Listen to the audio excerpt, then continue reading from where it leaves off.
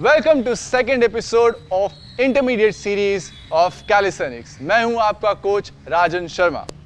जैसा कि मैंने प्रॉमिस किया था, ये एपिसोड में हम बात करेंगे पुल मूवमेंट्स की। हमारा पुल डे कैसा दिखेगा, क्या क्या करेंगे हम, कौन कौन सी एक्सरसाइज करने वाले हैं, क्या क्या प्रोग्रेशंस करने वाले हैं, वो सब कुछ आज हम इस वीडियो में डिस्कस करेंगे। So without wasting any time, let's get back to the whiteboard. But उससे पहले you have to make sure कि आप सब्सक्राइब बटन दबा रहे हैं, वीडियो लाइक कर रहे हैं और अपने फ्रेंड्स के साथ शेयर कर रहे हैं। तो चलिए शुरू करते हैं।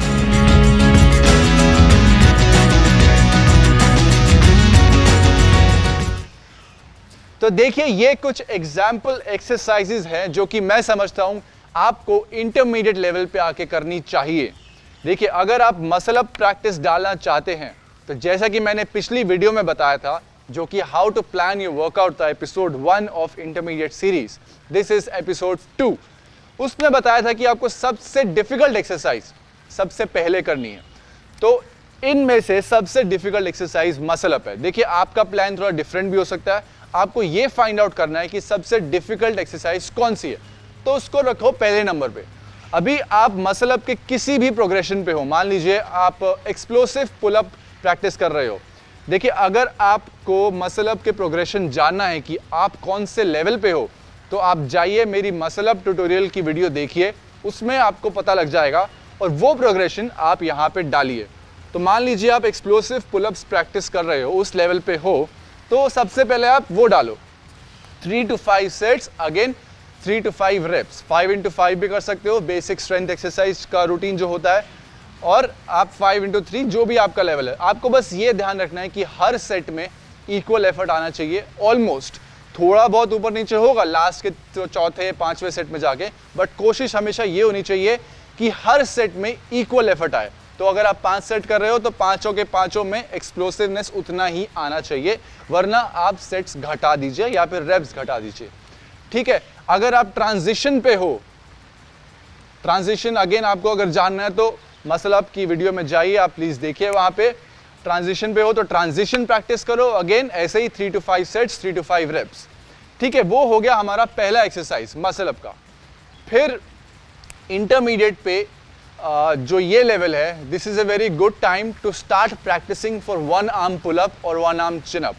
तो उसका पहला जो स्टेप होगा 1 arm पुल अप की तरफ, वो होगा आर्चर पुल अप या फिर टाइपराइटर पुल अप। देखिए, दोनों में ज्यादा फर्क नहीं है। आर्चर पुल अप्स में if I am holding the bar like this, I will go sideways and I will come down, फिर I will go this way, I will come down. मैं करके बताऊंगा 2 मिनट में। और टाइपराइटर में क्या होगा, आप पुल करते हैं पहले, फिर साइड टू साइड जाते हैं, आप नीचे नहीं आते हैं, आप साइड टू साइड जाते हैं टाइपराइटर में। ठीक है, तो आप ये प्रैक्टिस की, इसके एक्सरसाइज डालिए यहाँ पे। तो इसके कौन सा प्रोग्रेशन पे आप हैं, चलिए ये पता लगाते हैं। तो आर्चर पुल अप कैसे प्रैक्टिस करें। देखिए, हमारा जो नॉर्मल पुल अप ग्रिप होता है वो ये था, जो कि मैंने बिगिनर सीरीज में बताया था। आप हैंग करते हैं, आप पुल करते हैं और आप नीचे आते हैं। बट आर्चर पुल अप में हमको क्योंकि एक साइड पे जाना है, तो हमें एक वाइड ग्रिप लेना पड़ेगा। देखिए, आइडियली आर्चर पुल अप कैसा दिखता है वो मैं आपको करके बताता हूँ।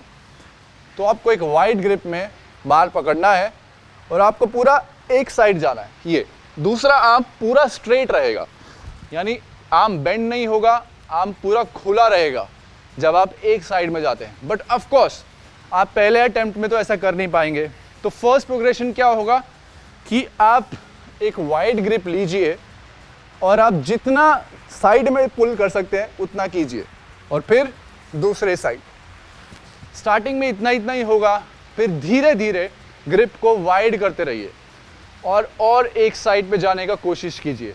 तो ये थे प्रोग्रेशंस आर्चर पुलअप्स के। तो ये आप सेकंड नंबर पे डालिए और आप इसको प्रैक्टिस कीजिए।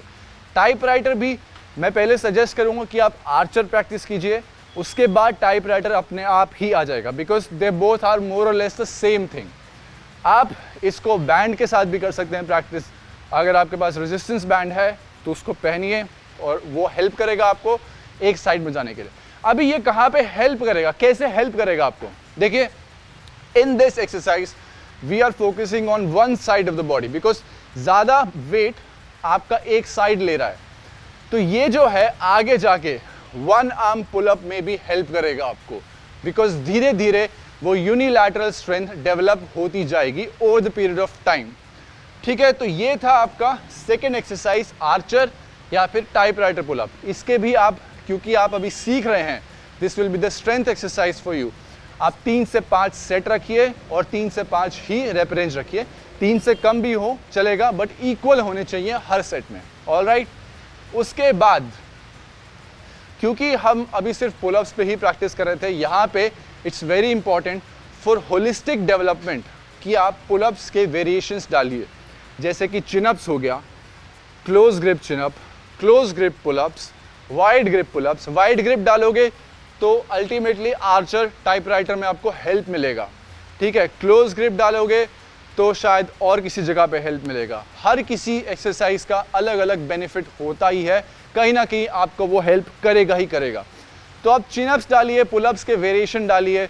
आप इवन रिंग्स को भी कर सकते हैं, रिंग्स पे चिनअप प्रैक्टिस कर सकते हैं आप, अगर आपके पास रोमन रिंग्स हैं तो ये सब आप थर्ड नंबर पे डाल सकते हैं, which is variations of the pullups. ठीक है, उसके बाद वी विल, अभी फर्स्ट एपिसोड में ऑस्ट्रेलियन पुलअप्स था।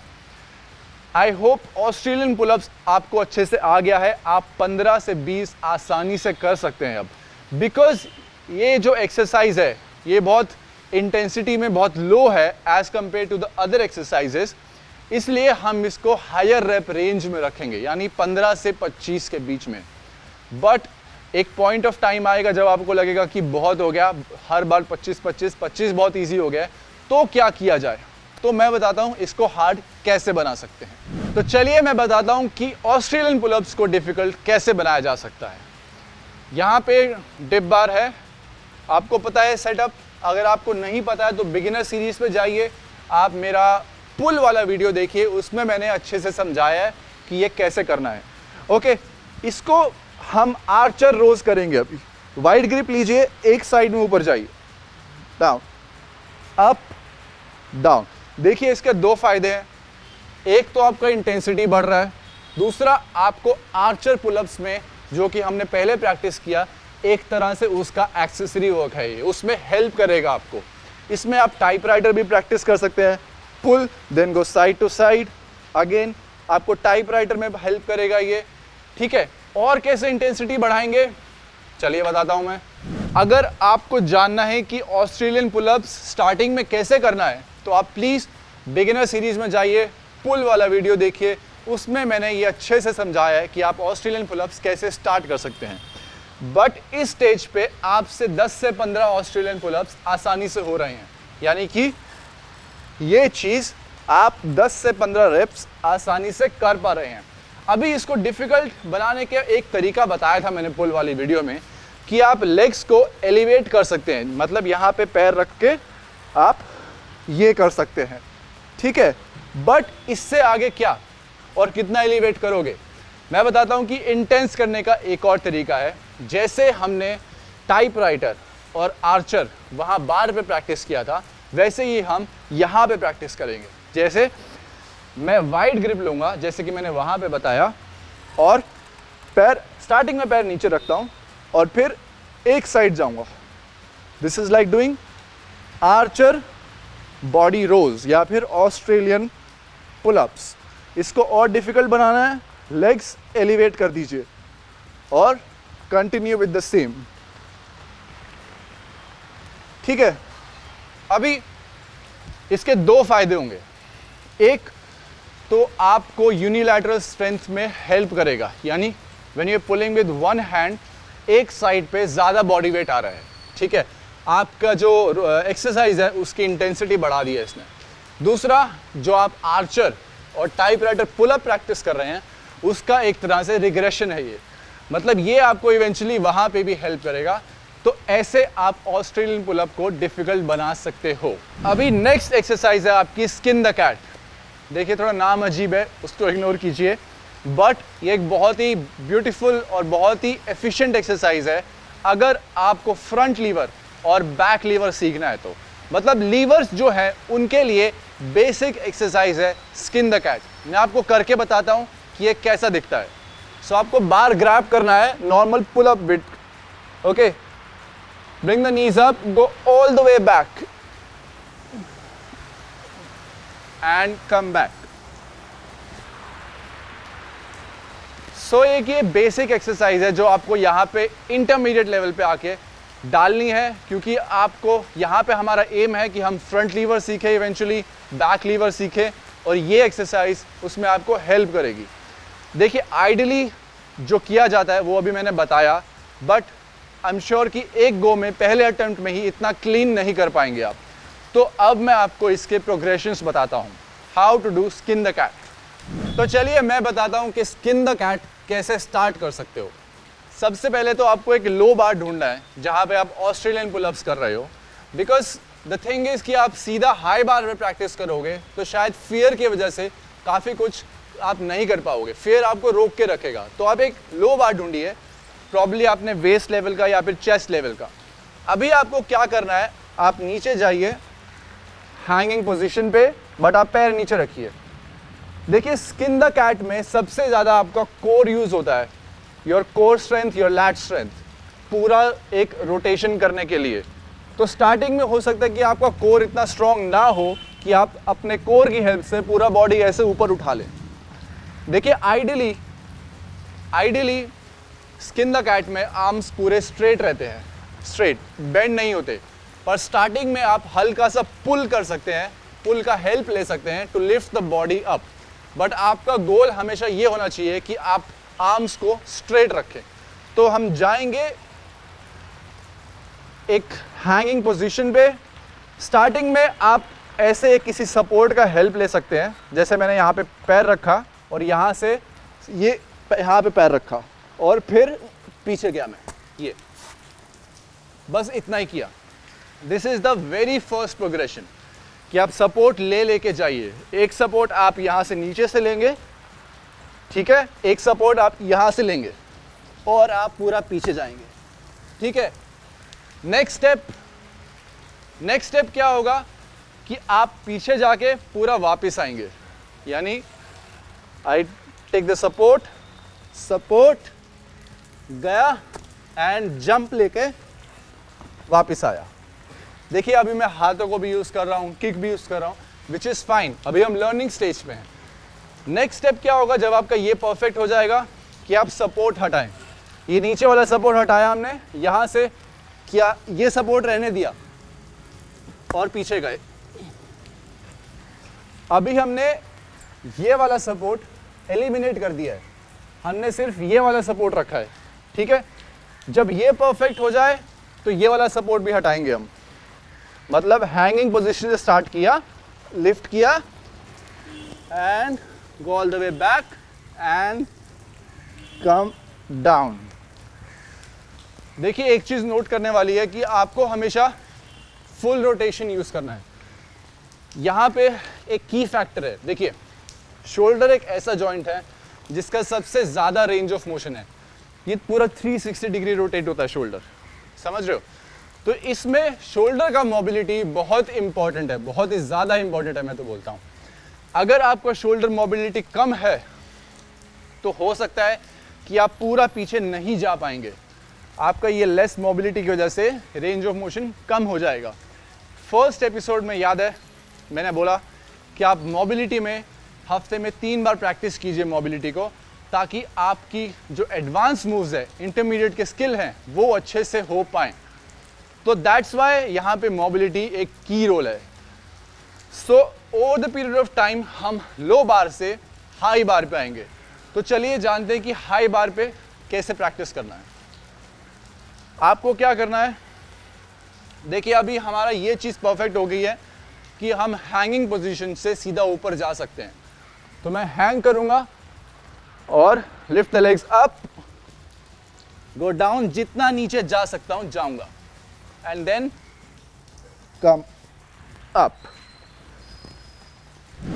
देखिए एक चीज़ ध्यान देने वाली है यहाँ पे, स्किन द कैट एक ऐसी एक्सरसाइज है जो कि आप एडवांस लेवल पे जाके भी प्रैक्टिस करोगे। बस डिफरेंस ये होगा कि उसका प्रोग्रेशन जो होगा वो हायर होगा। यानी अभी मैं कैसे लेग्स फोल्ड करके ऊपर जा रहा हूँ, हो सकता है शायद मैं advance front lever hold, advance tuck hold जो कि फ्रंट लीवर का प्रोग्रेशन है उसमें ऊपर जाऊं, जो कि कुछ ऐसा दिखेगा। मैंने एडवांस होल्ड किया ये, और नॉर्मल स्किन द कैट ये, ठीक है। तो ऐसे हम प्रोग्रेशंस बढ़ाएंगे और मेक श्योर करेंगे कि हम प्रोग्रेस कर रहे हैं स्किन द कैट में। तो आप जिस भी प्रोग्रेशन पे हो उसको यहाँ पे डालिए। उसको या तो आप टाइम बेस्ड भी प्रैक्टिस कर सकते हैं, 15 से 20 मिनट आप रोटेशन प्रैक्टिस कीजिए, मोबिलिटी पे भी वर्क कीजिए साइड बाय साइड, या फिर अगर आपका एक रेवोल्यूशन अच्छे से क्लीन हो गया है, अगर आप थोड़ा प्रोग्रेस कर चुके हो स्किन द कैट में, तो आप 3 से 5 सेट ऑफ 5 to 8 reps और मे बी मोर आप कर सकते हो। तो ये चीज़ थी अबाउट स्किन द कैट। मैं एक बार आपको साइड एंगल से भी बता देता हूँ कि स्किन द कैट कैसा दिखता है। तो मैंने बार को ग्रैब किया, lift the legs up, keeping the arm straight, go all the way down, पूरा नीचे तक, एंड देन कम अप। इसको थोड़ा इजी बना सकते हैं अगर आपके पास रिंग्स हैं तो। देखिए अगर रिंग्स में क्या होगा ना, यहाँ पे कोई वो डिसरप्शन नहीं रहेगा, क्योंकि यहाँ पे देखो बार आ जाता है, लेग्स जब फोल्ड करने की बारी आती है, तो यहाँ पे ऐसा कुछ नहीं है। तो यहाँ पे कैसा दिखेगा देखो, हैंग किया and go all the way back. यहाँ पे मेरे पास फ्रीडम है, मैं लेग्स को ऊपर भी कर सकता हूँ, नीचे भी ला सकता हूँ और धीरे धीरे आता हूँ।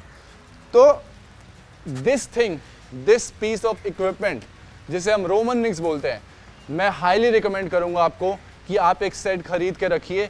ये आपका प्रोग्रेस बढ़ाएगा। बिकॉज क्या होता है ना, रिंग्स आर वेरी अनस्टेबल। अगर मैं डिप होल्ड भी करूं इसमें, ये देखो कैसे हिल रहा है, it takes time to balance it, it takes time to create that stability. तो जब आपके पास वो स्टेबिलिटी डेवलप होने लगेगा ना, तो आपके लिए स्किल्स जो कि बैलेंसिंग स्किल्स हैं वो बहुत ईजी हो जाएंगे। तो अगर आप एक पेयर ऑफ रिंग्स अफोर्ड कर सकते हो तो मैं तो बोलूँगा खरीद लीजिए, 2-2.5 हज़ार में आपको मिल जाता है ये पेयर, नहीं तो आप बार पे प्रैक्टिस कीजिए। तो ये था अबाउट स्किन द कैट। चलिए बढ़ते हैं नेक्स्ट एक्सरसाइज पे। अगली एक्सरसाइज है वन आर्म हैंग या फिर वन आर्म स्कैपुला पुल। देखिए स्कैपुला मसल्स या फिर स्कैपुला प्रोट्रैक्शन रिट्रैक्शन, इसकी इंपॉर्टेंस पे मैं जितनी वीडियोस बनाऊंगा कम रहेंगी। कैलिस्थेनिक्स में ये चीज़ बहुत ही इंपॉर्टेंट है कि आपका स्कैपुला स्ट्रेंथ कैसा है, आपका प्रोट्रैक्शन स्ट्रेंथ कैसा है, आपका रिट्रैक्शन स्ट्रेंथ कैसा है, डिप्रेशन कैसा करते हैं आप स्कैपुला का। आपके बेसिकली स्कैपुलर मसल्स अच्छे से स्ट्रांग होने चाहिए in order to carry out advance moves. तो हम एक स्टेप इसको आगे ले जाएंगे। याद है फर्स्ट सीरीज की पुल वीडियो में, बिगिनर में, मैंने आपको स्कैपुला पुल्स बताया था जो कि ऐसा दिखता था। आपको हैंग करना है और आपको स्कैपुला रेस करना है अप एंड डाउन। स्कैपुला को हम शोल्डर ब्लेड्स भी बोलते हैं, ठीक है। बट क्योंकि हम अब नेक्स्ट लेवल पे आ गए हैं तो हम वन आर्म करेंगे, क्योंकि ये तो बहुत इजी हो गया। अब अभी हम वन आर्म से हैंग करेंगे। Again maintain the posterior pelvic tilt. देखिए अगर मैं ऐसे करूं, यह है एंटीरियर पेल्विक टिल्ट, ये posterior pelvic tilt. Squeeze the glutes in and core also in. इसका मतलब ये नहीं है, देखो कई लोग क्या करते हैं, इसको करने के चक्कर में ऐसे हो जाते हैं। ये स्लाउच नहीं करना है, इसको स्ट्रेट ही रखिए, बस पोस्टीरियर करना है आपको, एंटीरियर से पोस्टीरियर। वापस ध्यान से देखिए, ये है एंटीरियर, ये है पोस्टीरियर और ये है न्यूट्रल। ओके, तो आपको इस हैंग में पोस्टीरियर पेल्विक टिल्ट मेंटेन करके रखना है। ये या तो आप हैंग से स्टार्ट कर सकते हैं, बट अगर आपको ये इजी लगे तो आप स्कैपुला पुल्स भी कर सकते हैं। ये वन आर्म स्कैपुला पुल्स जो है वो आपको बहुत ज़्यादा हेल्प करेगा वन आर्म पुलअप में, वन आर्म चिनअप में, या फिर जितने भी वन आर्म मूवमेंट्स हैं। इनफैक्ट एल सेट पुलअप्स में भी हेल्प करेगा आपको, और ओवरऑल डेवलपमेंट इंश्योर करेगा जो कि आप स्किल सीख रहे हैं। स्किल्स जैसे फ्रंट लीवर, बैक लीवर, उसमें बहुत हेल्प करेगा। तो देखिए ये एक एग्जाम्पल रूटीन है पुल डे का जो कि हम मंडे को करेंगे। आपके ऊपर है कि आप बिल्कुल ये का ये फॉलो कर सकते हैं या फिर इसमें ऐड या सब्ट्रैक्ट भी कर सकते हैं। जब बारी आती है एडिशन की तो मैं ये कहूँगा ज़्यादा से ज़्यादा एक या दो एक्सरसाइज ही और ऐड कीजिए, बिकॉज ज़्यादा इंटेंस हो जाएगा। ऑलरेडी 1 2 3 4 5 6 वेरिएशंस हैं इसमें, तो 8 से ऊपर तो बिल्कुल मत ले जाइए। और सबसे टफ मैंने आपको बताया सबसे पहले रहेगी, और सबसे इजी सबसे लास्ट में रहेगी। अब अगर ध्यान से देखोगे तो इसमें रेप रेंज का अलग अलग मिक्सचर है, कॉम्बिनेशन है। जैसे कि यहाँ पे हम कम रेप्स कर रहे हैं, यहाँ पे भी हम कम रेप्स कर रहे हैं। यहाँ पे जब पुलअप्स और चिनअप्स की बारी आएगी, मे बी हम 8 से 12 या maybe more number of reps कर पाएंगे। ऑस्ट्रेलियन पुलअप्स की अगेन 15 to 25 जाएगी। अगर आप one arm archer rows try कर रहे हो तो थोड़ा घट जाएगा। तो ऐसे डिफरेंट कॉम्बिनेशन है, और हमेशा एक कॉम्बिनेशन ही होना चाहिए। कॉम्बिनेशन या तो सेशन में बना सकते हो या ओवरऑल वीक में बना सकते हो, ये आपके ऊपर है। तो ठीक है, ये हमारा एग्जाम्पल वर्कआउट था। देखिए, आप जिस भी प्रोग्रेशन पे हो मसल अप के, आप वो प्रोग्रेशन डालो। आप आर्चर के जिस भी प्रोग्रेशन में हो, आप वो प्रोग्रेशन डालो। ज़रूरी नहीं है आपको बिगिनिंग से ही स्टार्ट करना है, आप वहाँ से स्टार्ट करो। मेरा मोटिव हमेशा ये रहता है कि आपको एक आइडिया दूं ताकि आप इंडिपेंडेंट बन सको, ताकि आप खुद से डिज़ाइन कर सकते हो। मैं ये नहीं चाहता कि आपको मैं एक लिख के दे दूं रूटीन कि जाओ भैया ये फॉलो करो, अब बन जाएगी तुम्हारी बॉडी, ऐसा बिल्कुल नहीं है। बट मैं ऐसा कह के एग्जाम्पल दे के आपको समझाना चाहता हूँ। मैं बार बार कह रहा हूँ, ऐसा नहीं है कि आपको यही फॉलो करना है, बट आप ये पॉइंटर्स, ये पॉइंट्स ध्यान में रख के अपना खुद का वर्कआउट डिज़ाइन कर सकते हो। और जैसा कि मैंने पहली वीडियो में बताया था, एक जर्नल मेंटेन करो, उस पर लिखो कि मसल अप प्रैक्टिस किया तो कौन सा प्रोग्रेशन प्रैक्टिस किया, कितने रेप्स गए, कितने सेट्स गए, कितना रेस्ट पीरियड, और उसके बाद में कौन कौन सा एक्सरसाइज हमने प्रैक्टिस किया। ये सब मेंटेन करके रखो, लिख के रखो, आपको बहुत ही फायदा मिलने वाला है। तो ये तो था फुल वर्कआउट का प्लानिंग। नेक्स्ट वीडियो में we will discuss about push movements. और जाने से पहले आप मेक श्योर कीजिए कि आप सब्सक्राइब कीजिए चैनल को, वीडियो को लाइक कीजिए, शेयर कीजिए। जब आप फ्रेंड्स के साथ प्रैक्टिस करोगे, अपने फ्रेंड्स को मोटिवेट करो, बोलो कि कैलिस्थेनिक्स प्रैक्टिस करो। जब आप साथ में मिलकर प्रैक्टिस करोगे तो मैं बोल रहा हूँ आपको बहुत मज़ा आने वाला है। ये पार्क में जिसकी बात, जहाँ पे मैं शूट कर रहा हूँ, आप शाम को अगर आप मुंबई में रहते हैं तो आके देखिए, कितना अच्छा वाइब बना रहता है। इतने सारे लोग मिल के वर्कआउट करते हैं, एक दूसरे को प्रमोट करते हैं, एक दूसरे को मोटिवेट करते हैं। वो ही चीज़ मैं चाहता हूँ आप कीजिए, अपने फ्रेंड्स के साथ प्रैक्टिस कीजिए। और मैं हूँ आपके लिए, आपका हर क्वेरी सॉल्व करने के लिए। I am with you and I will see you in the next video, which is about push. This is me, Rajan Sharma, signing out. See you in the next video. For more such videos, please subscribe Muscle Blaze page and don't forget to hit the bell icon.